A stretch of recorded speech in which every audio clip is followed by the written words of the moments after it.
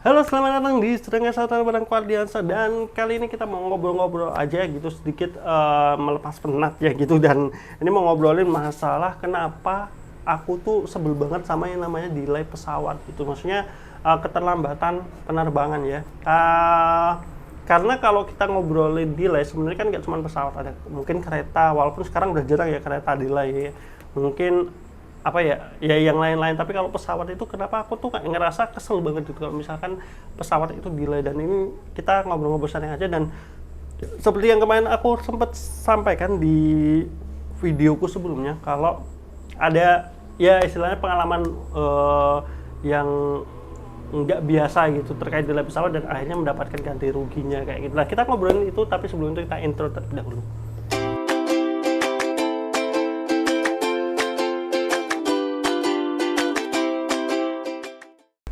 Berkaitan dengan masalah delay pesawat ini ada aturan yang berkaitan dengan kompensasi yang bisa kalian dapat nih. Aku ambil dari website indonesiabaik.id. Yang pertama adalah berkaitan ini sesuai dengan Peraturan Menteri Perhubungan RI nomor 89 tahun 2015. Jadi kalau delaynya itu 30 sampai 60 menit, kalian akan dapat kompensasi berupa minuman ringan. Jika delaynya itu 61 sampai 120 menit, itu kalian akan mendapatkan minuman dan juga makanan ringan atau snack. Kalau delaynya melewati 180 menit, kalian akan diberikan snack dan makanan berat. Nah, kalau delaynya lebih dari 240 menit atau 2 jam, itu 240 tuh 4 jam, maaf. 240 menit itu ada 4 jam, kalian akan mendapatkan uang kompensasi sebesar 300.000 gitu. Nah, ini beberapa aturan ataupun kompensasi berkaitan dengan delay pesawat. Nah, sebelum nanti aku cerita, aku punya pengalaman terkait keterlambatan ini, semuanya udah sampai yang 240 menit aku udah, tapi aku mau ngobrol-ngobrol. Kita cerita-cerita berkaitan dengan kenapa aku benci banget yang namanya delay pesawat gitu. Karena kalau kita ngobrolin masalah delay, sebenarnya kan nggak cuma pesawat gitu, ada mungkin kereta juga atau bus atau yang lainnya. Tapi kereta sekarang udah jarang kali ya delay. Terakhir aku delay itu juga paling delaynya kayak cuman 5 menit 8 menit terlambat doang, tapi nggak yang sampai sejam. Jarang banget. Biasanya kalau sejam tuh karena biasanya musim hujan tuh, misalkan rel keretanya tergenang air atau apa, nah itu biasa di delay untuk dibersihkan terlebih dahulu, atau misalkan terjadi kecelakaan atau apa. Nah, tapi kalau yang pesawat ini lebih sering gitu untuk kena delaynya. Itu banyak faktor lah ya berkaitan dengan masalah pesawat ini gitu. Dan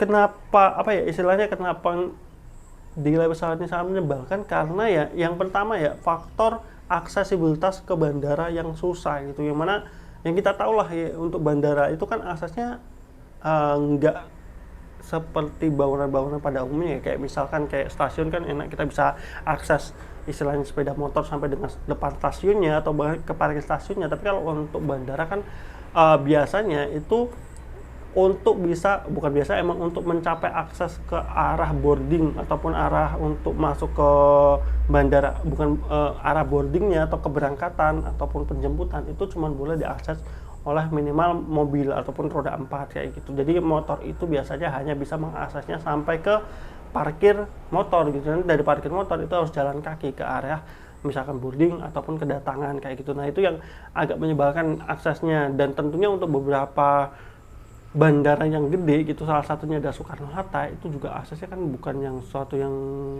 gampang ya. Kalian cara akses bisa pakai kereta bandara. Kalau kereta bandara itu biasanya aku dari Manggarai itu ke stasiun, yang mana itu juga ada jam-jamnya, makanya nggak bisa kayak sembarangan kayak gitu.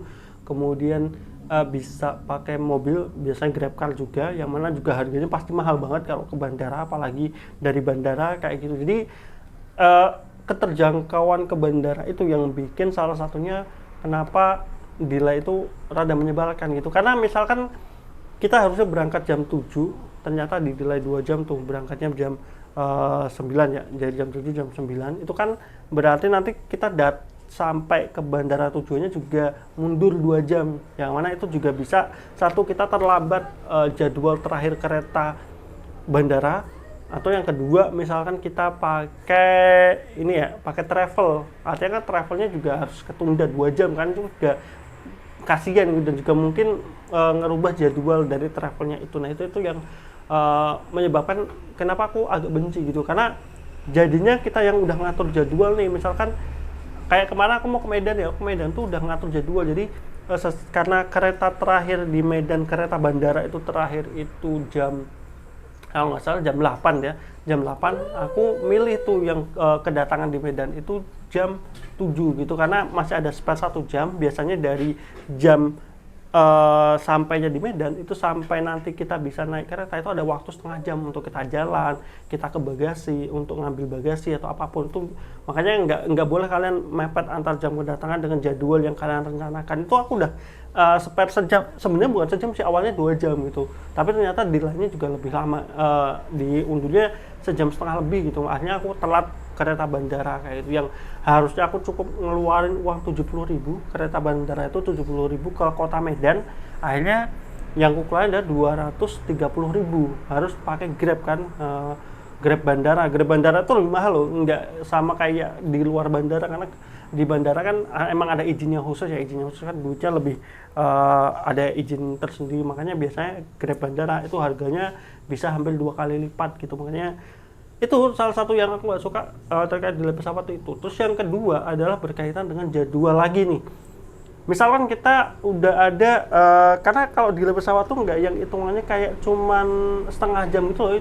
Delay pesawat tuh kayak hitungannya sejam, 2 jam itu yang agak menyebalkan, karena kadang kan kalau misalkan kalau misalnya untuk liburan mungkin oke lah ya, tapi kalau misal keperluan untuk kerjaan tuh kadang kita kan mepet dengan jadwalnya, mepet dengan jadwal kerjaan besoknya gitu. Misalkan tiba-tiba kita perlu ke Medan untuk Medan aja gampang, misalnya ke Medan ada acara jam 9 kayak gitu, yang mana pesawatnya kita dapatnya yang agak mepet, tapi ternyata kan ada delay, kan artinya nanti kerjaan kita gitu yang jadi masalah. Kemarin juga banyak banget yang istilahnya pas aku kena delay lebih dari 3 jam 4 jam itu ya banyak yang protes marah-marah karena itu gitu. Karena ada juga kan yang pesawatnya itu harus transfer atau pindah pesawat kan ya. Jadi pindah pesawat kan dia dari misalkan transfernya itu bukan, kalau kan ada yang dia transfernya itu memang otomatis dari pembelian tiket, tapi ada juga yang enggak kan. Ada yang misalkan karena enggak ada yang langsung, karena mungkin pindah pesawat,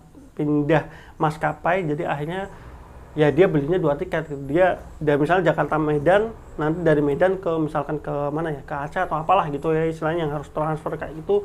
Itu kan juga kalau misalkan yang keberangkatan pertama ke delay, bisa aja dia sampai ketinggalan untuk yang pesawat keduanya. Itu kemarin yang adalah bapak-bapak yang saya marah-marah ke saya, dan aku juga paham gitu. Itu yang enggak apa ya istilahnya, bukan masalah waktu, bukan masalah duitnya gitu, tapi masalahnya adalah kalau misalnya itu pekerjaan itu bisa ya banyak itu pertimbangan resikonya berkaitan dengan itu. Makanya yang delay pesawat ini suatu yang kita nggak bisa ngapa-ngapain gitu, karena kalau pesawat kan berarti perjalanan jauh ya, perjalanan jauh bisa juga antar pulau gitu. Kita nggak yang kemudian bisa tiba-tiba pesan Gojek atau apa untuk menggantikan pesawat itu kan nggak bisa gitu. Dan kita juga nggak bisa istilahnya kalau misalnya pesawat nggak bisa gitu, misalnya pesawat udah delay sejam kita minta untuk diberangkat sekarang saat juga kan nggak mungkin gitu, karena pasti ada pertimbangan yang lain, entah itu pesawatnya juga belum tentu udah ada di bandara itu gitu. Biasanya delay pesawat juga kayak gitu telat 1 jam karena pesawatnya itu belum nyampe ke kita, jadi ternyata udah delay duluan di penerbangan sebelumnya kayak gitu. Itu yang rada apa ya istilahnya menyebalkannya delay pesawat tuh di situ kayak gitu. Dan masalah keterlambatan ini dan juga kompensasinya memang agak boleh aku bilang agak nggak worth it ya sebenarnya berkaitan dengan snack. Karena pertama ya snack yang jadi kompensasi itu apa ya, kayak receh banget, tau gak sih? Snacknya itu kayak cuman dalamnya itu kayak cuman coklat, aqua, sama roti kecil, dan itu tuh maksudnya bukan snack yang ya buat aku pribadi itu menurutku kayak cuman snack 5.000 nyampe nggak ya? 5.000 mungkin ya, atau mungkin 3.000 doang gitu, 1.000, 2.000 ya kayak cuman satu kotak cuma kayak 3.000. Jadi kayak misalnya di line 60 menit awal gitu, bahkan 60 menit itu biasanya kita nggak dikasih snack kompensasi. Biasanya kalau misalkan delay 2 jam tuh baru dikeluarin tuh kompensasi berupa snack ya.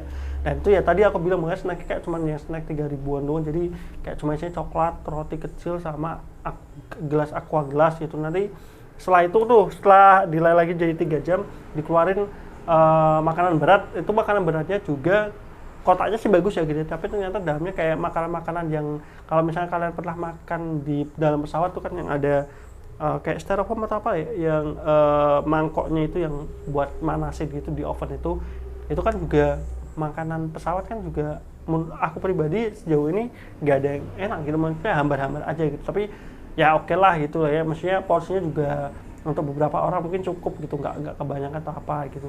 Nah untuk yang 240 menit itu memang kemarin akhirnya aku dapat voucher kompensasi nilainya 300.000.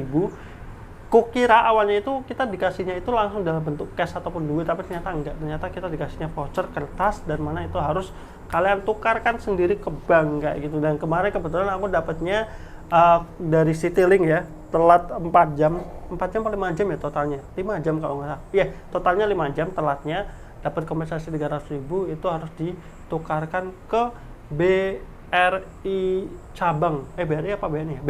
BRI cabang. Mungkin beda ya, beda maskapai, beda banknya mungkin, tapi waktu itu aku dapatnya BRI cabang. Dan kalau di daerah Batam Pekalongan itu awalnya aku kan ke yang di Landung Sari, deket Pasar Grogolan itu kan ada kan BRI, ternyata itu nggak bisa karena itu unit cabang ya, harus ke yang cabangnya itu yang ada di Cetayu ya, yang di BRI cabang yang di Cetayu itu baru bisa itu. Walaupun kemarin si petugasnya juga sempat bingung gitu, karena itu kan nggak bukan sesuatu yang biasa ya, biasa ada tiba-tiba orang datang ngasih kertas voucher untuk nukarin duit 300.000 gitu, walaupun atas nama Citylink, petugas banyak pun juga belum pernah menangani kasus itu. Tapi ternyata pas dicek bisa tuh gampang langsung cair dan nggak ada masalah. Jadi ya salah satu keuntungan juga lah kompensasi itu gitu, walaupun ya tetap aku lebih milih untuk nggak delay sih daripada dapat kompensasi 300.000 tapi delaynya sampai 5 jam 4 jam kayak gitu. Itu juga stres banget, aku udah ketinggalan pesawat besoknya, jadi aku udah beli pesawat dari Pasar Senen ke Pekalongan, itu harus aku reschedule jadwalnya. Akhirnya aku nginep di, waktu itu aku nginepnya di bandara apa di, nggak nginep sih, nggak sampai nginep karena kan berangkatnya jam 12 malam, naik Grab sampai jam 3 pagi. Nah jam 3 pagi tuh aku harus nunggu tuh di stasiun sampai jam 8 apa ya keberangkat keretanya. Itu makanya itu kan juga capek di fisik, kita juga akhirnya yang nggak enak semuanya lah. Makanya kalau yang namanya delay pesawat walaupun ada nilai kompensasi itu juga itu suatu yang sebenarnya sangat merugikan buat orang-orang yang memang perjalanannya bisnis. Kalaupun perjalanan liburan, bayangin kalian misalkan mau liburan udah nyewa hotel yang harusnya kalian udah bisa check in dari jam 12, kalian harus kepotong 5 jam, itu capek-capekan kepotong 5 jam kayak gitu di perjalanan kan nggak enak banget ya, liburan kalian udah kepotong kayak gitu. Jadi ya itu sedikit pengalaman aja berkaitan dengan masalah delay pesawat. Dan sebenarnya kalau prosesnya kan karena kalian udah tahu lah ya aturannya berkaitan dengan delay, keterlambatan dan lain-lain. Kalian kalau misalkan di delay dan juga pihak maskapainya itu nggak ngapa-ngapain atau nggak ngasih kompensasi, kalian bisa protes gitu karena udah ada aturannya dari peraturan menteri tadi yang tahun 2015. Jadi mungkin aja bukan sedikit ngobrol-ngobrol dan mungkin ngasih informasi buat kalian yang sering bepergian naik pesawat ataupun belum pernah dan akan gitu, dan misalkan nanti kalian kena delay, kalian bisa protes untuk bisa dapat kompensasi itu gitu. Utamanya yang masalah duit ya, kalau yang snack itu biasanya nanti dari maskapainya juga langsung ngeluarin sendiri. Tapi kalau yang duit tuh nggak tahu kenapa kemarin kayak harus diprotes dulu gitu loh, sampai akhirnya mereka mau ngeluarin kayak itu. Ya nggak tahu lah ya. Ya semoga, tapi tetap kalau bisa sih jangan delay ya. Tapi ya mungkin tuh sampai ketemu di video berikutnya di Serangkai Pesawat Channel bareng Ardiansah. Bye bye.